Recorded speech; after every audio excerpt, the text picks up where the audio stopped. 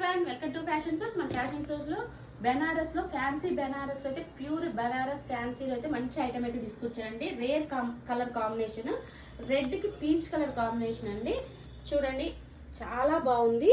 ఇది వచ్చేసి బాందిని స్టైల్లో ఇలా వీవింగ్ అయితే ఇలా ఇచ్చారు. మొత్తం వీవింగేనండి, చాలా ప్యూర్ ఉంటుంది క్వాలిటీ కూడా.